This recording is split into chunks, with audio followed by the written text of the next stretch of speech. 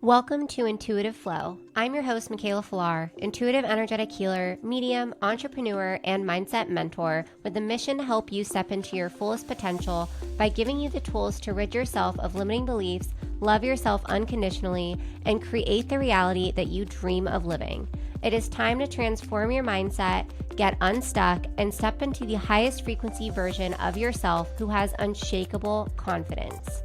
I am even answering your juiciest questions regarding all things intuition, manifestation, personal development, self-love, self-image, and helping you work through your dilemmas, intuitively guiding you to expand your mindset and level up in life. So turn up the volume and get excited for this intuitive flow.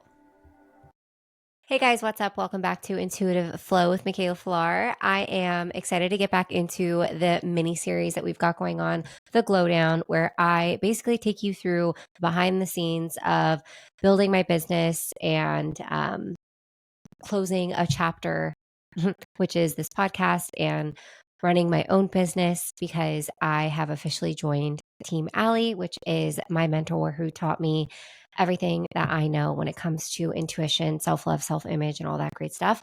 So today's episode, we are diving into intuition, what it actually is, what no one's telling you about it. And I have some awesome questions from you guys that I will be answering that pertain to intuition and my story. So I'm super excited to get into them.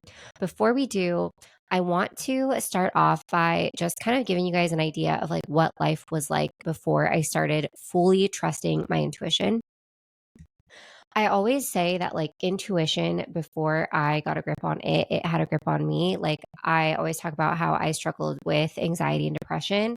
Well, anxiety, the majority of my anxiety I found was because I was taking on so much of other people's energy, meaning when we are not shielding and protecting our energy and we are an empath, we are intuitive, we are sensitive to energy. And whether you realize it or not, you are constantly exchanging energy with people around you. And we are all made up of energy. We are literally just slowed down matter. It is a scientific fact. Okay. But if you are not protecting and shielding your energy, which I teach all about that inside of intuition training, if you're not doing that, then you are literally just allowing your energy to be taken by other people. And then you're allowing like your energy to be basically infiltrated by other people's energy. And then you've got other people's like moods or shit on you. And we don't want to be walking around with other people's shit on us, right? So learning how to shield and protect my energy was a huge, huge game changer. And if you are an empath and you do not know how to shield and protect your energy, I 10 out of 10 recommend learning how. You can book a session with me until the end of August. I have some availability for you guys if you're interested in learning how to do that. But moving forward. So anxiety was like one of the main things. Also, just consistently looking outside of myself for the answers, like people pleasing and always just doubting myself, doubting if I was making the right decision because in my past I had quote unquote in my what I thought fucked up, right? And because I thought, well, I've fucked up X, Y, and Z thousands of times, then I need to ask my friend, my mom, whoever for advice and their opinion. And that was just consistently going against what I felt was right. Or if I did feel like something was right, I would doubt it. And that is like the biggest disservice that you can do to yourself. And if you're not fully trusting your intuition and those nudges that you get, obviously your intuition is just going to get quieter and quieter and quieter. So it's different for everybody when you start to listen to it. Sometimes it just, you open the door and it just hits you right in the face. And all of a sudden you're picking up on things that, you didn't pick up on before, or it can take some time for you to learn how to, learn how to trust yourself and learn how to build that intuitive muscle up. But across the board, no matter what, intuition is just like a muscle. So you have to practice using it in your daily life with everything for it to get stronger. Now, I feel like so many people think like, oh, the only reason why I would take intuition is to get, like if I was to want to be an intuitive or to help other people in sessions using this work. That's not the case. The fact is that you are learning about intuition, learning how to strengthen that intuitive muscle. Like you are able to, like shopping, for instance, like I don't buy things until I intuitively test how effective it's going to be or how much I'm going to love it or if it's going to fit correctly. Like if I'm buying something online, I intuitively ask all these questions. I have these different like filters that I use to see if I'm going to be happy with my purchase. Same thing with like when I'm out and about and I'm like going to order food off of a menu or if I should trust somebody or if somebody is lying to me, I can use my intuition to see if they're telling the truth or if they're full of shit, right? There's so many different ways that you can use intuition. I can't wait to have kids because I'm going to be able to like use my intuition to tap into their higher selves and see what they need and or also see if they're lying, when the time comes for that. And that's very, very far down the road, but you get what I'm saying. Intuition is such an incredible tool that you can use in so many different areas of life. And the more you practice using it, the easier it becomes to be like, oh, I could use my intuition for that. Let me like do the things I need to do in order to get the most accurate answers, which is also something that I teach. But that was basically my life before intuition, before getting in touch with intuition was it didn't even feel like my own, right? Like it felt like a lot of the decisions that I had made were from other people's opinions about what I quote unquote should do. And I just woke up one day and was like, fuck this. Like, I don't want to live like this anymore. I am tired and I am like, how can I change this? So that's when basically my life like blew up because I asked for more. And when you ask for more, when you ask for something different, when you ask for things that are no longer aligned for you to leave your life, guess what? Your whole life is going to explode. So you might think of it as like a dark night of the soul situation. And that's basically what happened. Like my whole life blew up and I then had to start from scratch. And I made a decision from that scratch point of I'm no longer going to look outside of myself for the answers. I'm going to get so good with my intuition. I'm going to trust myself. I'm going to create the core belief of I simply cannot fuck up because everything is happening for me, not to me, but for me. And everything is on purpose for a purpose.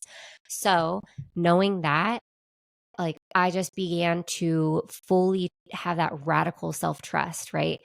And in order for you to fully trust yourself, you're going to have to just trust other people. You're going to like, no matter how much shit you've been through in the past and how many people have done you quote unquote wrong, you've got to get neutral about those things. Like I wrote so many fuck you letters. That's what I call them. I call them fuck you letters because they're literally letters to like every single person that I've ever felt has done me wrong in the past. I got out all of my suppressed anger, all of my emotions on paper and wrote like probably like at least 10, 15 letters to each person who I had that like anger or resentment towards and just got it out on paper. Some of these people I had to write more than one letter. Okay. But the reason I speak on this is because I had to learn how to trust again. And you cannot trust yourself or you cannot like have a good trust in anything if you do not trust in general. Like you've got to learn how to trust others. You cannot live with an open heart if you do not trust other people, right? So we had to I had to get like neutral and forgive these people who I felt did me wrong, who I couldn't trust anymore. And I had to make a decision that I live my life with an open heart, that I can trust others, that I can trust myself, I can trust my own decisions. I do not need to look outside of myself for the answers because I fully have trust in myself, and I have trust in others because I trust myself to have people in my life who I can trust, right? Then I had to forgive myself for basically having any type of shame or guilt for the people who I couldn't trust, or like thought that I could trust, right? But couldn't trust because they quote unquote did me wrong. So there was like that whole aspect of it too. So if that's something that you have to work on, is your trust, not just in yourself, but in other people, I highly, highly, highly recommend doing that because it will massively uplevel your trust in your own intuition. Because if you just have trust issues, like, we've got to get those cleared before you can fully even trust yourself, because there's still a part of you that's probably holding on to how so and so and so and so and so and so has done you wrong, and you let them into your life, so that's your fuck up, right? And we've just got to get neutral about it. We've got to see how everything's working out for you in your favor, and um all that good stuff. So if you've got trust issues and you're maybe struggling with getting connected to your intuition, start to work on your trust. Here's another tool. So fuck you letters, and also start a note in your phone and title it times I've found it easy to trust. And I have this note in my phone. I don't need it anymore because it's just become a non-declarative, meaning that it's just how I be now. But times I've found it easy to trust. And then you're going to clock micro moments every day of how you have found it easy to trust. Um, Trust in, it was so silly at first. It was like, I trust that the Starbucks lady isn't going to poison me. I trust that the Starbucks building is going to be there when I get there. I trusted the man in front of me to open the door for me. I trusted what else was I trust that I used to get WAG, I don't know if you know this, like the WAG, the app where the random people come to your house and like walk your dog when you're gone. Well, I did that for a few times, and I was like, I trust the WAG people not to like steal from me or steal my dog, right? um there was so many things that I added in there to begin building my trust in other people, because I had trust issues that I needed to work through in order to fully trust myself, right? So that is a huge deal. But that's basically what my life looked like before intuition. And then when the intuition, my whole life began to change because I started to make decisions based off of what I felt was right for me, and I started to fully trust myself to make those right decisions. And that just felt so much better than how I was feeling before, and having that closed heart, right? We want to live our life with an open heart because good things happen when we're doing that, period. End of story. So I've got some questions here that I would love to get into today. Number one is, how do I actually know if it's intuition or fear, anxiety, trauma? This is such an incredible question. Intuition is just a knowing. Like, there's no logic behind it. It's just this knowing. And if it's fear or anxiety or trauma, you're going to have some sort of like questioning behind it, and you're going to like want to think about it. It's going to have like some sort of emotion attached to it. So either like super high high or super low low. But this intuition, that's just this knowing. It's like a neutral I know. And I'll give you an example of this. Is when I was like, I probably like 14, my mom was dating this guy, and he was not a good guy. I knew that he wasn't a good guy because my intuition was going off, and I was just like allowing it to happen, whatever. I didn't get too close to him. And it was Valentine's Day. I think they had been dating for maybe a year. And it was Valentine's Day. And my mom was getting ready. And I go into the bathroom and I look at her and I go, he's going to ask you to marry him tonight. And I need you to say no, because it's going to be like the worst decision that you ever make. And sure shit, she went out on the date on Valentine's Day. She came back, she had a ring on her finger. She said yes. And guess what? It was the worst decision she ever, it was like the most toxic relationship. He was absolutely terrible. Like, I'm not going to go into details because that's obviously like not my story to share, but like, that was an example of something where it's like, it wasn't, my mom probably just thought I was like some, just a teenager who hated the fact that she was dating some random guy. But no, that's not the case. The case was, it was just a knowing. It was a neutral knowing. I had no emotion tied to it. It was just like, I just knew this about this person and I was right. Right. So, another example of this that I could use, but just a general example is,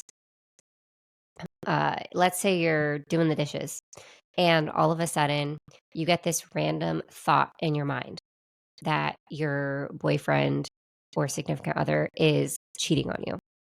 There's absolutely no reason other than that message or that feeling. And you don't get angry, you don't get sad, you're just completely neutral in that moment. Like, huh, that's weird. So then you start to dig and you find out that it's true. That's an example of like, it's not fear, anxiety, trauma, it's just a knowing. Now, if you got that same hit and then also like, while it's like not really a hit, it's more of like a thought tied to trauma or a thought tied to anxiety or a thought tied to fear, and that you feel those emotions coming up, that's different. That's not your intuition. That is tied to trauma, anxiety, and fear, right? So that's the difference between intuition, fear, anxiety, or trauma. Okay. Second question here, we've got, what does your intuition feel like in your body? And is it always the same? For me, intuition, like an intuitive yes, is very light, very airy, like not really a whole lot, just like light. I could also get tingling, like a tingling sensation in my fingers and feet. Then for a no, it's like a pit in my stomach or just like heaviness on my shoulders or like really tense feeling or on my chest too. So those are my personal feelings. It's pretty much the same for me, but it's not the same for everybody. So for you, you're going to want to just get familiar with like ask yourself questions that are a no and are a yes, and then start to ask yourself, like sit with yourself in silence and start to feel the feelings of the yes and of the no. And that's how you're going to get better with learning your intuitive yes and no answers in your body. You guys, when I first started training my intuition, I did not like get my intuitive yes and no answers in my body right away. Like, this was something I had been pushing down and shoving down for years. And because I just like was people pleasing and just not trusting myself because of trauma. And so it took me a minute to get back into feeling my yes and no's in my body and to know what those felt like and to, like I said, trust myself. Okay. So if that is you and you've maybe been doing it for a few weeks and you still aren't like fully rooted to your intuitive yes or no answers, give it time and continue to practice. And like, also try it out with different things throughout your day. So let's say, I'll give you an example of this is, there was this time where Bryson had asked me to intuit if the Dodgers were going to lose or win that night. And I remember I gave him a no. I said, oh no, or I said, yes, they're going to win. Wait, I don't know. It was one or the other. I either said yes, and let's just say that, yeah, let's just say yes. So I said, yes, they're going to win tonight. But then right after I said that, I got this weird feeling that I was wrong, but then I didn't want to correct myself and then be right. And then I was like second guessing myself. So I knew in that moment that when I said it out loud, that my body was telling me like, no, I was wrong. So sometimes instead of saying it in your head, you've got to say it out loud. Like, say your answer out loud. Like, yes, the Dodgers are yes, the Dodgers are going to lose tonight, and then feel what it feels like in your body. And then if it's like a no feeling, then you know that you're not, like, the statement is a no. So no, the Dodgers aren't going to win, right? So that is a also tool. Like, don't get super down on yourself if you're not right 100% of the time, because it's going to take practice. But when you are wrong, like, sit with yourself and ask yourself, how was I feeling in my body in that moment? Because then you can clock, okay, this is what it feels like. And you can move into the next time getting the answer correct and knowing that you maybe need to just double check and say the statement out loud so that you can get your question right. All right. Next question we've got. Have you ever ignored your intuition and regretted it? What happened, if so? Yes, abso-fucking-lutely. I have definitely ignored my intuition, and I'm going to share a silly little story. This is like the biggest thing for me. I don't regret it. I don't regret anything that I've ever done because I know that everything is happening for me, not to me. And like, I wouldn't be who I am today had it not been for those experiences and those quote unquote times that I fucked up, right? So I will, however, tell you that when I was, if you don't know this, I was married in my past. I was 23 years old. It was like almost 10 years ago, which is crazy. But I was 23 years old and I got proposed to. And the moment he proposed, my whole body was like, no. Like, I even got a vision of like a friend basically saying, no, don't do it, which was like such a sign for me to say no. But I was in my people pleasing era. And so I said yes because there was so many people around and it would have been so embarrassing for him, and I made it about him and I didn't make it about myself. I didn't put myself first. Story of my life until I was like 30. So to answer that question, yes, you guys don't get fucking married or engaged if you feel any part of you that is like, no, this isn't the right person, or no, this isn't the right thing. That guy ended up cheating on me and breaking my heart. And it's funny to look back on now, but it wasn't funny at the time. I was a sad, sad little girl, but don't regret it. Definitely should have listened to my intuition, but I do not regret it. Okay. Can your intuition lead you somewhere painful or hard? Is it always easy and light? Absolutely, you guys. I always say the higher self path is not the easiest path. It's most likely going to be the harder path because your higher self, your soul, higher self, like, you're literally here on earth to learn lessons and then to share those lessons learned with people who are where you once were, right? So to answer your question, absolutely. It's not always the easiest path. Like, it wasn't easy for me to completely quit network marketing and to go back to bartending and fitness and being an assistant. That wasn't easy, but I knew that I had to do that while I was building this business and building my skills as an intuitive. But the higher self route obviously gets you to where you want to go in the long run, as long as you just trust your intuition and trust that your higher self has your best interest at hand, even though your higher self wants you to learn lessons. So it's going to put you through the ringer until you learn the lessons that you need to learn to be the person that you are here to fucking be and help the people that you're meant to help. But yeah, no, it's not always easy. It's not always simple, but it's worth it. Trust me. Okay, next question. How did you start trusting your intuition when there was no proof it would work out?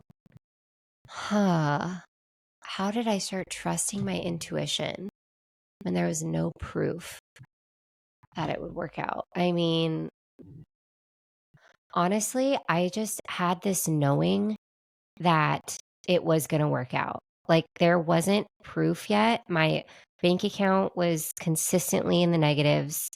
Um, I was struggling to pay bills. I it's crazy to think that I can now tell you guys these things and this story without like feeling any type of way about it. But like this was my reality and it's not anymore. So I remember like being in that reality and being like, this is going to be such a good story to tell. And now I'm telling you it. And it's like full circle moment. And also just knowing that like it was funny. Like I literally made it a joke. Like because I was driving my Mercedes Benz with like $10 in my bank account and then I would go to Starbucks and I would get a Starbucks and spend $8 on that Starbucks. And and then I would have like, $3 in my bank account. And it's just kind of funny to like think about that I just was like living life on the edge. I didn't care. I just had this knowing that everything would work out eventually. And guess what? It did. Yay. So I don't know. It was just like this knowing, this like full blown trust in myself and um, my path, and that I was on the right path and that I was doing what I'm literally here to do. And that's why I just never gave up. I just never gave up, even when it looked really hard, even when it was really hard, even when it didn't make sense and I had no money and I was having a panic attacks because I didn't know how I was going to pay rent that month. Like, I just, I kept going. Like, I didn't make it mean anything about me. There was a long time where I did make it mean something about me. And I thought like that the amount of money I had in my bank account was tied to my worth. But that was something that I had to learn that it's not. Like the amount of money that I had in my bank account didn't mean anything about me. It is the least interesting thing about me, right? There's so much that makes me worthy. I literally am worthy just for existing. So are you. Like just because I had X amount or less in my bank account doesn't mean that I'm not good at what I do. Doesn't mean that I'm not successful. Doesn't mean I'm not a good intuitive. Doesn't mean that I don't work hard, right? Like these are things that we have to get rooted to and remember in those hard times. Okay. So just keep going. If that's you, if you relate, just keep going. All right. A few more questions for you guys. What are the biggest blocks to intuition that you see in yourself or your clients? Self doubt. Self doubt. You guys, if you do not learn how to trust, like I was talking about in the beginning of this episode, that is going to block your intuition. If you think about this, if you had a friend and your friend was like consistently telling you the truth and you knew that this person always told the truth, always had your best interest at hand, always was one step ahead of you and knew the outcome to everything, and you were consistently like ignoring that person or not believing in that person, would they continue to show up for you? Probably not. They'd probably be like, okay, well, you're not listening, so I'm going to just quiet down. That's the same thing that your intuition does. The more you ignore it, the quieter it gets. The more you listen to it, the louder it gets, which is why you have to continue to use it. Intuition is a muscle. The more you use it, the stronger, the louder it gets. Okay. So that's the biggest block, is just not trusting your intuition, no matter how crazy it is. Intuition defies all logic. And even if it doesn't make any sense, you've got to just go for it. You think that you think it made sense for me to freaking move 2 hours away from where everything, like I could have easily moved it in with my parents and with my mom. And instead I moved 2 hours away and I locked myself in my little apartment and I continue to learn intuition and all the things and self-love and self-image. And did it make sense? Like I didn't even know how I was going to pay my rent, but I moved anyways and I trusted that intuitive nudge to do so. And it turned out better than I ever could have imagined. Like better. Okay. Just my life would not look like it does right now had I not made that decision. So intuition defies all logic. Trust it at all costs. Same thing with like when I trusted my intuition to book my first intuitive energetic healing session with Allie. I had no money and I used a credit card that I hadn't maxed out. It was $250 for 30 minutes of her time. And I booked it not knowing what was going to come of it. And it changed my entire life. Right. So trust your intuition. Let those stories be uh, a reason for you to just keep going and to trust.